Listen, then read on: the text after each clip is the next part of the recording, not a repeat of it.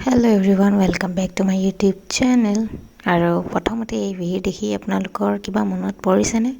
যদি নাই পৰা, এয়া হৈছে সিদিনা যে আমাক এই ফৰ্ম কিখন দিলে হিমন্ত মামাৰ ফটো থকা।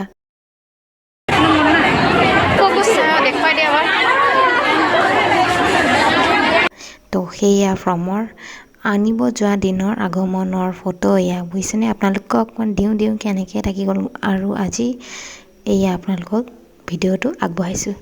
লাখটকীয়া বাইদেউৰ লাখটকীয়া ফৰ্ম লাখটকীয়া বনাব বিচাৰিছে হিমন্ত মামাই আমাৰ গোটেই মহিলাসকলক 10,000 দি আমি যাতে আমাৰ নিজৰ কিছুমান কৰ্মত যাতে আমি পইচাখিনি লগাব পাৰোঁ, নিজে স্বাৱলম্বী কৰিব পাৰোঁ, তাৰে অকণমান সহায় নিচিনাই হৈছে আৰু তাৰ কাৰণে বহুত ধন্যবাদ। এই পইচা এনেই নিদিয়ে মামাই, বহুত ভেৰিফিকেশ্যন কৰিহে দিব দেই। আপুনি যদি চাদৰ মেখেলা কিনিব বিচাৰিছে নিকিনিব বুলি এয়া আমাক গোটেই মিটিঙত ইয়াত জনাই থৈ গৈছে, এইমাত্ৰ কৈ দিছে। গতিকে উপযুক্ত পইচাৰ উপযুক্ত ব্যৱহাৰ কৰক, মই সকলোকে তাকেই কওঁ। আজি বৰ কষ্টকৰ আৰু বৰ ধুনীয়া দিন।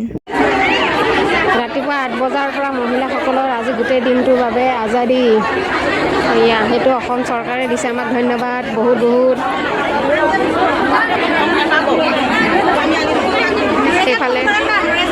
এইফালে চব বাচ্চা লৈ বহুতে বাচ্চা থৈ, এইফালে আমাৰ বাইদেউ ব্যস্ত পুৰা।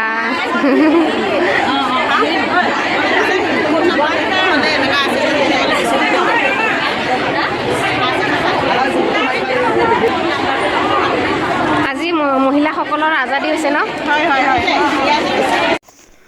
বৰ কষ্টকৰ হৈছে, ৰাতিপুৱাতে ধুমধাম সকলোখিনি কাম কৰি থৈ এনেকৈ আহি পেলাই ইয়াত ফৰ্মখিনি ল'বলৈ সকলোৱে ৰখি আছে।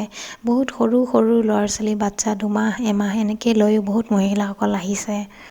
পিছে আপোনালোকে জনাবচোন, আপোনালোকৰ ঘৰত এই 10,000 টকীয়া ফৰ্মখন গৈ পাইছেনে নাই, আৰু যদি গৈ পাইছে অনুভৱ কেনেকুৱা? ফৰ্মখন পোৱাৰ পিছত বহুত সাৱধানে ৰাখিব দিলে আৰু 2 দিন পিছত এনেকৈ আমাক মিটিং দিলে বেংক এখনত, আৰু বেংকত আহি পেলাই আমি এয়া কথাখিনি জানিব পালোঁ যে কেনেকৈ ফৰ্মখিনি মানে মিষ্টেক কৰিব নালাগে, ধুনীয়াকৈ ফৰ্মখিনি ফিল আপ কৰি দিব লাগিব আৰু ভুল হ'লে ৰিজেক্ট হ'ব। অকণমান লাখটকীয়া বাইদেউৰ পৰা আঁতৰ হয় নিজৰ লাইফলৈ ঘূৰি আহিলোঁ, আৰু এয়া মা পাপাহঁত আহিছিল আৰু আহিলোঁ নগাঁও। এয়া অকণমান কিবাকিবি কিনা হৈছে খোৱা বস্তু, আৰু আহি পালোঁ ডক্টৰৰ ওচৰলৈ। বেবীক লৈ আহিছিলোঁ, তাৰ ভৰিত সৰু এটা প্ৰব্লেম হৈছিল, তো সেইটো চেকআপ আছিলে, আৰু এয়া মায়ে লৈ আছে বেবীক। যে মায়ে ধৰি দিলে বাচ্চাটো কিমান যে নিজকে ফ্ৰী অনুভৱ হয় নহয়। আৰু এয়া খোৱা বস্তু লৈ গৈছোঁ, যিহেতুকে ভোক লাগিছে, দুপৰীয়াও হৈছে। আৰু ইফালে আমি চেম্বাৰত বহি আছোঁ, ঢেৰ ল'ৰা ছোৱালী, অকল মোৰ যে বেবী সেনেকুৱা নহয়, ঢেৰ ল'ৰা ছোৱালী যে প্ৰব্লেম হৈ থাকে যেতিয়াও দেখোঁ তেতিয়া বেবী। আৰু চেকআপ শেষ হৈ মই আহিলোঁ ডাইৰেক্ট চেলুন, আৰু চেলুন যে আহিলোঁ একো বিশেষ তেনেকুৱা কৰি আছোঁ মই হেয়াৰ কাটিং, যিহেতু একদম চুলিখিনি চম্ভালিব দিগদাৰ হয়, য'ত লাগি চুলি ছিঙি অৱস্থা নাইকিয়া, তো বেছি নহয় অকণমান শ্বৰ্ট কৰিছোঁ, আপোনালোকে দেখিবই। আৰু আহিছিলোঁ নগাঁও ৰিফ্লেকশ্যনত, হেয়াৰ ৱাছ হৈ পেলাই এতিয়া হেয়াৰ কাট হ'ব।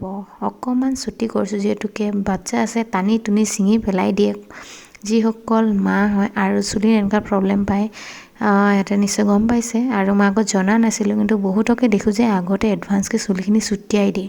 মানুহৰ সকলো বস্তু সকলো সময়তে শিকিব নোৱাৰি বা কেতিয়াবা জনা নহয়। তো আজিৰ ব্লগটো ইমানতে শেষ কৰিছোঁ, বাই বাই।